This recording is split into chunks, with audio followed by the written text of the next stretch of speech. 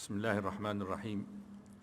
الحمد لله، وصلى الله تعالى وبارك على سيدنا ومولانا محمد وعلى آله وصحبه ومن نهج نهجه.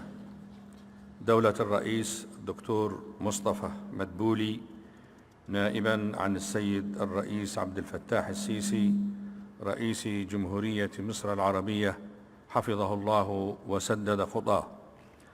أصحاب الفضيلة، علماء المسلمين من كل بقاع الدنيا، الحفل الكريم، السلام عليكم ورحمة الله وبركاته. وبعد، فمرحبا بكم جميعا وبضيوفنا الأعزاء، ضيوف مصر الكنانة،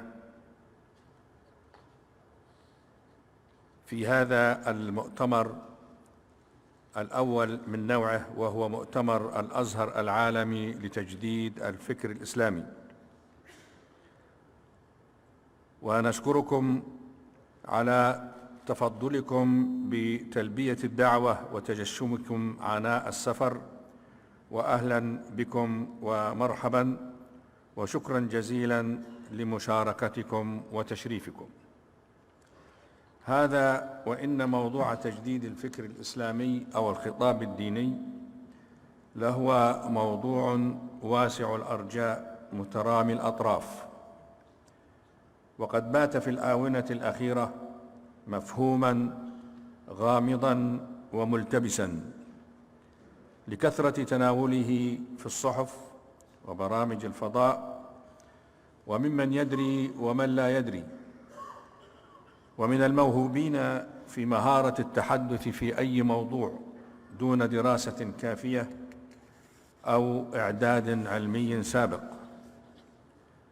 ولكل ذلك لا يمكن الحديث عن هذا الموضوع حديثا علميا في كلمة كهذه محدودة زمانا ومساحة. أما إن كان ولا بد، فقصار الأمر فيه أن يجيء حديثا أشبه بالإشارات والتنبيهات. وأول ما تنبغي الإشارة إليه هو بيان أن العلاقة بين التجديد وبين بقاء الإسلام دينا حيا يقدم الخير للبشرية جمعاء هي علاقة التطابق طردا وعكسا، وهما أشبه بعلاقة الوجهين في العملة الواحدة، لا ينفصم أحدهما عن الآخر إلا ريثما تفسد العملة بوجهيها وتصبح شيئا أقرب إلى سقط المتاع. وشهادة التاريخ تثبت أن الإسلام ظل مع التجديد دينا قادرا على تحقيق مصالح الناس وإغرائهم بالأنموذج الأمثل في معاملاتهم وسلوكهم، بغض النظر عن أجناسهم وأديانهم ومعتقداتهم، وأنه مع الركود والتقليد والتعصب بقي مجرد تاريخ يعرض في متاحف الآثار والحضارات، وغاية أمره أن يأرز إلى دور العبادة أو يذكر به في المواسم والمآتم والجنائز على القبور.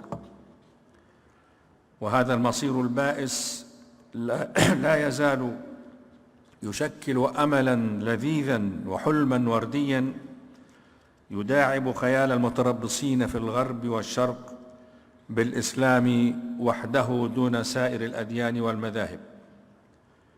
ومن هؤلاء من ينتمي إلى هذا الدين باسمه وبمولده. ومما يجب أن يتنبه له المسلمون ويلفتوا أنظارهم إليه أن قانون التجدد أو التجديد هو قانون قرآني خالص توقف عنده طويلا كبار أئمة التراث الإسلامي، وبخاصة في تراثنا المعقول، واكتشفوا ضرورته لتطور السياسة والاجتماع، وكيف أن الله تعالى وضعه شرطا لكل تغير إلى الأفضل، وأن حال المسلمين بدونه لا مفر له من التدهور السريع والتغير إلى الأسوأ في ميادين الحياة. وقد استند علماؤنا في أنظارهم هذه إلى آيات من القرآن الكريم تشير تلميحا أو تصريحا إلى هذا القانون، مثل قوله تعالى: ذلك بأن الله لم يك مغيرا نعمة أنعمها على قومه حتى يغيروا ما بأنفسهم، إن الله لا يغير ما بقوم حتى يغيروا ما بأنفسهم. وترى الجبال تحسبها جامدة وهي تمر مر السحاب، أفعينا بالخلق الأول بل هم في لبس من خلق جديد، ألا إلى الله تصير الأمور، لا إله إلا هو إليه المصير. كما تدرعوا بحديث صحيح صريح في هذا الباب هو قوله صلى الله عليه وسلم: إن الله يبعث لهذه الأمة على رأس كل 100 سنة من يجدد لها دينها. ومن نافلة القول التأكيد أو التذكير بأن أحكام الدين الإسلامي تنقسم إلى ثوابت لا تتغير ولا تتجدد، وهي الأحكام القطعية الثبوت والدلالة، وسبب ثباتها في وجه قانون التطور الذي هو سنة الله في خلقه هو أنها قابلة للتطبيق في كل زمان ومكان. وهذه الأحكام معظمها مما يدخل في باب العقائد والعبادات والأخلاق، وقليل منها يتعلق بنظام الأسرة وبمجالات أخرى ضيقة. فالمسلم يصلي في عصر الفضاء مثل ما كان سلفه يصلي في عصر الصحراء والإبل دون فرق، وكذلك الصائم والمزكي، وكذلك الحج الذي بقي على صورته منذ قرابة 15 قرنا من الزمان، وقل مثل ذلك في سائر الثوابت بنص قاطع أو بإجماع الأمة. ثم يأتي النوع الثاني من الأحكام القابلة للتبدل والتغيير، وهي الأحكام المختصة بمجالات الحياة الإنسانية الأخرى، مثل الأحكام المدنية والدستورية والجنائية والاقتصادية والسياسية والسيرة الاجتماعية والبيع والشراء وأنظمة الحكم والعلاقات الدولية والآداب العامة وعادات الناس في المسكن والمأكل والملبس وما إلى ذلك. وفي هذه المجالات ترد أحكام الشريعة الإسلامية في صورة أطر كلية ومبادئ عامة تتسع لتطبيقات عدة وصيغ مختلفة، كلها مشروع ما دام يحقق مصلحة معتبرة في الشرع والأخلاق. ويضرب المجددون من علمائنا المعاصرين مثلا لهذا النوع موضوع البيع الذي تعالجه القوانين المعاصرة في مجلدات، فإذا ذهبت تستقرئ أحكامه في القرآن الكريم فلن يطالعك منها إلا 3 أحكام فقط. ومثل ذلك يقال على أحكام الفقه الدستوري التي لم يقرر فيها القرآن أكثر من 3 مبادئ: الشورى والعدل والمساواة. والشيء نفسه يقال على أحكام العقوبات والقوانين الاقتصادية وغيرها. الحفل الكريم لا يتسع المقام لبيان الأسباب التي أدت إلى غلق باب الاجتهاد وتوقف حركة التجديد، ولا لبيان موقف العلماء المسلمين وغيرهم من المفكرين وأصحاب الأقلام من هذه القضية في عصرنا الحديث، ولكن أشير بإيجاز شديد إلى أن نظرة سريعة اليوم على الساحة الثقافية الإسلامية وغير الإسلامية تظهر عدم الجدية في تحمل هذه المسؤولية تجاه شبابنا وتجاه أمتنا. فقد صمت الجميع عن ظاهرة تفشي التعصب الديني، سواء على مستوى التعليم أو على مستوى الدعوة والإرشاد. ومع أن دعوات التعصب هذه لا تعبر عن الإسلام تعبيرا أمينا، إلا أنها تحظى بدعم ملحوظ مادي وغير مادي. يضاف إلى ذلك ظهور كتائب التغريب والحداثة، والتي تفرغت لتشويه صورة رموز المسلمين وتلويث سمعتهم والسخرية من تراثهم.